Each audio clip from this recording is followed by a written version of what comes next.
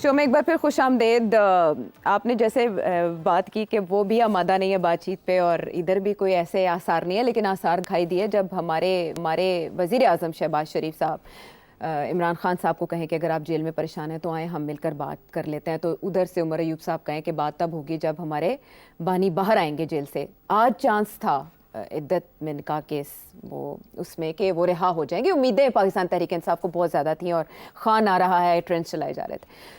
इस मुज़ाकरात की पेशकश का मौजूदा हालात से कोई ताल्लुक, और क्या इस्टेब्लिशमेंट के नुमाइंदे के तौर पर शहबाज शरीफ साहब ने ये ऑलिव ब्रांच पेश की? नहीं, मेरा ख्याल है क्योंकि वो बात चल रही थी, बात करें, क्योंकि पीटीआई का एक हिस्सा जो है वो यही कह रहा है ना जी हम बात करना चाहते हैं, दूसरा हिस्सा कहता है हमने बात नहीं करनी।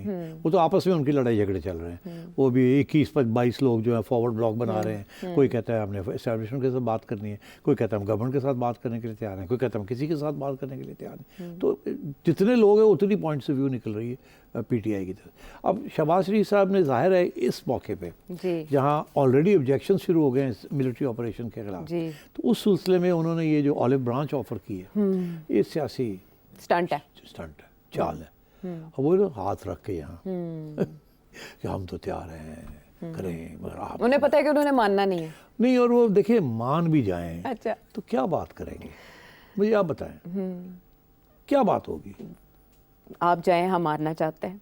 नहीं, आप जाएं हम आना चाहते हैं, ओके जाओ जाओ गुड्डी उड़ाओ जाके, बात टॉक्स टूट गई। तो मतलब है, और ये सब ड्रामे हैं, ये सियासतदानों की बातें होती हैं, काम को आगे चलाना। वो चाहता है कि ये रैप अप हो, ये चाहते हैं कि तुम रैप अप हो जाओ। ऐसे ही है ना। तो अब ना ये रैप अप हो रहे हैं ना वो रैप अप हो रहा है। तो ये बात जा कहाँ रही है? मैंने पहले कहा था ये जुडिशरी पे जा रही है, याद है आपको? अब ये कहना शुरू कर दिया आपने कि जुडिशरी पे तक तो बात पहुंच गई है। अच्छा, तो अब आगे क्या होगा? क्या होगा?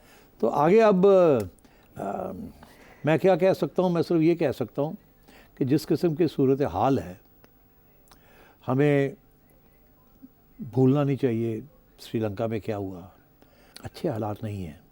अच्छा। और इन हालात के अंदर आवाम भी फट सकती है और भी बहुत कुछ हो सकता है। तुर्की में जो हुआ था वो सोशल मीडिया की ताकत की वजह से हुआ था। पाकिस्तान में सोशल मीडिया को कंटेन नहीं किया जा रहा। सोशल मीडिया नहीं कंटेन हो सकता आयशा, सोशल मीडिया नहीं कंटेन हो सकता। ट्विटर कंटेन कर लिया, क्या फ़र्क पड़ा? कोई फ़र्क नहीं पड़ा।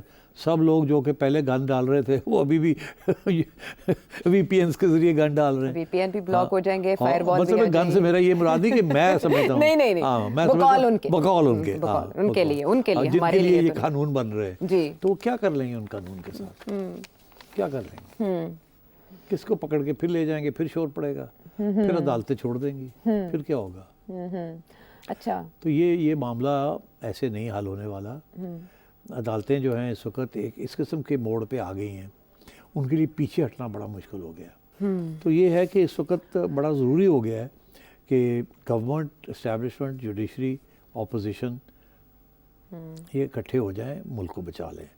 अगर ये ऐसे ही चलता रहा ना, हर बंदा अपनी शाख पे बैठा है और काट रहा है उस शाख को, तो फिर भी आई एम सॉरी, आज IMF है, कल IMF सब भाग जाएंगे यहाँ से, फिर क्या होगा? अब शेख रशीद साहब बड़ी संगीन पेशगोइयाँ कर रहे हैं। यही कहनिया की बात भी उन्होंने की और उन्होंने कहा कि अगले महीने के आखिर तक नवाज शरीफ का बयानिया भी बदल सकता है।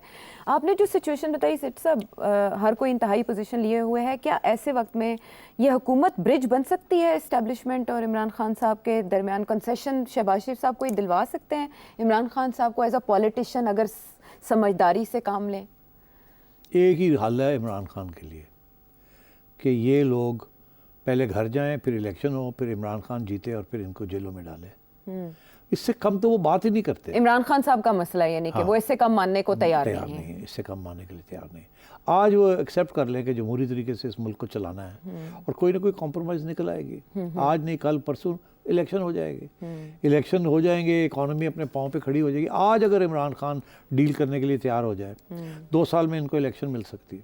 और 2 साल में इकॉनमी भी स्टेबल हो जाएगी, इलेक्शन भी मिल जाएगी। और अगर इतने पॉपुलर हैं क्योंकि ये कहते हैं, तो 2 साल के बाद इलेक्शन जीत के आ जाएं। कोई ज़्यादा इंतज़ार भी नहीं है दोस्त। हाँ, तो फिर अगर ये इतनी बड़ी डील हो जाती है आयशा, तो फिर इलेक्शन कमिश्नर भी तब्दील हो सकते हैं, फिर इंटरिम गवर्नमेंट भी फ़र्क किस्म की आ सकती है, और उनको जो अश्योरेंसेस चाहिए of independent interim government and independent election commission with an independent judiciary, वो भी हो सकता है। तो क्या नहीं हो सकता, सब कुछ हो सकता है।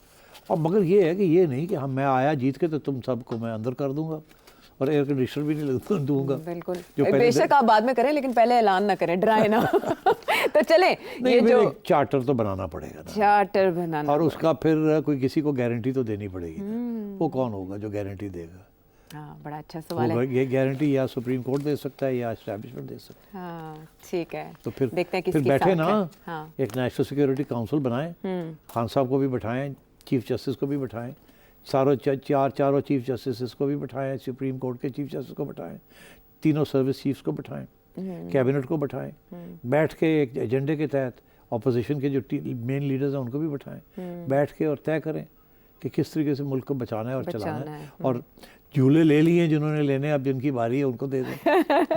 इससे पहले कि देर हो जाए, इस मशवरे पर गौर करना बहुत ज़रूरी है। अच्छा सेठ साहब, जो पॉलिटिकल पार्टीज़ हैं और स्पेशली KPCM, उनके जो कंसर्न्स हैं, फिर मौलाना के जो कंसर्न्स हैं जिनको ख्वाजा आसिफ रद्द कर रहे हैं, ये एड्रेस किए जाएंगे या इग्नोर किए जाएंगे? इग्नोर नहीं कर सकते, काफ़ी शोर पड़ा हुआ है। मेरा ख्याल है इन कैमरा ब्रीफिंग ज़रूर करेंगे। मेरा नहीं ख्याल कि उस ब्रीफिंग के साथ ना मौलाना मुतमईन होंगे ना कोई और मुतमईन होगा, मगर ब्रीफिंग करेंगे, समझाने की कोशिश करेंगे। फिर भी वो बुड़बुड़ करेंगे, और ये इंटेल बेस्ड ऑपरेशंस फिर भी लॉन्च करेंगे। तो ये पहले कर लेते तो इतना शोर शराबा ना होता। अब क्योंकि लेट कर रहे हैं, करना इन्होंने है ऑपरेशन, अब वो किस किस्म का ऑपरेशन है अब बताना पड़ेगा, बताना नहीं यही चाह रहे थे। अब कुछ तो कुछ इन्फॉर्मेशन देनी पड़ेगी और कुछ प्रिकॉशंस लेने पड़ेंगे कि IDPs ना हो और वहाँ के जो लोग हैं वो एलियनेट ना हो जाएं। देखिए, वहाँ के लोग तो पहले वो जो आपने चेक पॉइंट्स बनाए हुए हैं वहाँ, उसके ऊपर लोग एतराज़ करते हैं ना। वो PTM वाले जो हैं वो सारे यही रोते थे ना कि फ़ौज क्यों आई हुई है, और फिर ये कि जी इनको क्यों आपने जगह दी। जो तनकीद होती है जनरल फैज़ के ऊपर कि आप तो कहते थे मसले हल हो गए और आपने तो इनको वापस जगह दे दी है, यही है ना। अब उसकी कौन जिम्मेदारी लेगा? ये गवर्नमेंट या ये एस्टेब्लिशमेंट तो जिम्मेदारी नहीं ले रही उसकी। और जिन लोगों ने ये किया है वो तो जा चुके हैं या जेल में है, या जेल में है। या जेल में। हालांकि ख्वाजा आसिफ ने कहा था वो करारदाद लेकर आएंगे इस मामले के ऊपर, याद है? अब इमरान खान का तो वही पॉइंट ऑफ व्यू है, वो पहले वाला ही पॉइंट ऑफ व्यू है। अभी भी उन्होंने जो आज स्टेटमेंट रिलीज किया है उनके नाम के ऊपर, उसके अंदर भी वही बात कर रहे हैं जो उस वक्त करते थे। तो बात यह है कि इस सोसाइटी के अंदर बड़ी डिवीजन हुई हुई है, और लोग इस वक्त पाकिस्तान का कम सोचते हैं और अपनी अपनी पॉलिटिक्स का ज़्यादा, अपने मफादात का ज़्यादा। यही वजह है। वो KPCM अली अमीन गंडापुर साहब वो जब एपेक्स कमेटी के इजलास से बाहर आए तो उन्होंने कहा ऑपरेशन की तो बात ही नहीं हुई, इज़्म इस्तेहकाम की बात हुई। अब इसको क्लियर करना कितना ज़रूरी है? इतनी कन्फ्यूजन है। बस यही है ना कि इन्होंने इन कॉन्फिडेंस की ब्रीफिंग नहीं किया। इनको चाहिए था कि बाकी सियासी लीडर्स को भी लेके आते और अचकज़ई साहब को लाते, इधर मौलाना को बैठाते, सबको समझाते, अपने लोग भेजते, सीनियर लोग भेजते इनके पास, इनका सपोर्ट लेते, इनको और कुछ नहीं तो इतनी ज़्यादा तनकीद ये लोग ना करते, उनको समझाते कि क्या प्रेशर्स हैं हमारे ऊपर, क्यों हम ये कर रहे हैं, ये रीजनेबल लोग हैं, ये एंटी पाकिस्तान लोग नहीं हैं। मगर आप जिस तरीके से उनको ट्रीट करते हैं वो ऐसे लगता है कि आप उनको दुश्मन समझते हैं, या आप समझते हैं आपकी तो हैसियत क्या है, आपको हम क्यों मिलें। ऐसी बात नहीं होनी चाहिए। इस वक्त तो सवाल ये खड़ा होता है आपकी क्या हैसियत है। तो इसमें PTI के ग्रैंड जरगे में ये कहना कि ये मामला बैनुल-अक़वामी अदालत में लेकर जाएंगे कि 3% ऑफ द इशू, और आप इसके लिए सबको प्रॉब्लम में डाल देते हैं। तो अगर मुतालिका सूबे में ही लोग स्टेक होल्डर्स ना हो आपके साथ तो कामयाब हो सकता है ऑपरेशन? बड़ा मुश्किल होता है ऐसे कामयाब होना। अवाम अगर आपके साथ ना हो तो ना तालिबान कामयाब हो सकते हैं और ना इस्टेब्लिशमेंट या फ़ौज अगर किसी इलाके में जाती है और वहाँ के लोग आपको वेलकम नहीं करते तो बहुत कॉम्प्लेक्स इशू हो जाते हैं।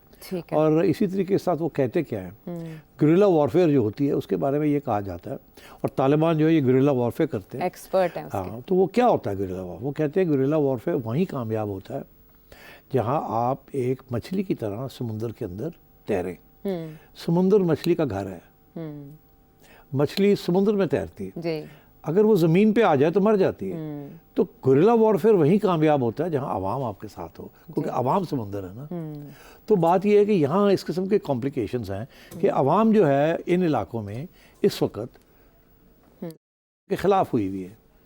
ऐसे ही है ना, इस हुकूमत के खिलाफ हुई हुई है ये इलाके जो हैं जहाँ तालिबान अब आ रहे हैं अंदर और प्रेशर डाल रहे हैं। चलें ठीक वहाँ वैसी रेजिस्टेंस इस हुकूमत के खिलाफ, इस हाइब्रिड गवर्नमेंट के खिलाफ। तो इंस्टेड ऑफ बिल्डिंग ब्रिजेस, उनको साथ लेके चलें, उनको न्यूट्रलाइज करें। वहाँ जो लोग आपके खिलाफ हैं उनको इंक्लूड करें, इंक्लूसिव पॉलिटिक्स हो। यहाँ तो पॉलिटिक्स ऑफ एक्सक्लूसिविटी हो रही है। तो ये सारे जो मामले हैं आप, मगर अनफॉर्चुनेटली ये दो हाथ से ताली बजती है। उधर खान साहब जो हैं वो भी एक्सक्लूसिव किस्म की पॉलिटिक्स करना चाह रहे हैं। यहाँ जो गवर्नमेंट एंड उनके जो सपोर्टर्स हैं वो भी एक्सक्लूसिव करना चाह रहे हैं। उधर राना सनाउल्लाह साहब कह रहे हैं हम इसको जेल में रखेंगे और बात नहीं करेंगे खान साहब के साथ। उधर खान साहब कहते हैं हम तो इन्हीं के साथ, एस्टैब्लिशमेंट के साथ बात करेंगे, इन जॉनीज के साथ तो हम करेंगे तो डायरेक्शन समझ नहीं आ रही और सभी मुखालिफ डायरेक्शंस में जा रहे हैं, तो फिर मंजिल किस तरफ आएगी ये किसी को नहीं मालूम। जो पहलू सेठी साहब ने पॉइंट आउट किए वो तो इस बात के मुताबिक सियासी जमातों का ये मुतालबा सुना जाए कि पार्लियामेंट में लाके ये मामला डिस्कस किया जाए ताकि सवाल भी किए जा सके और उनके जवाब भी मिले। वापस आते हैं ब्रेक के बाद।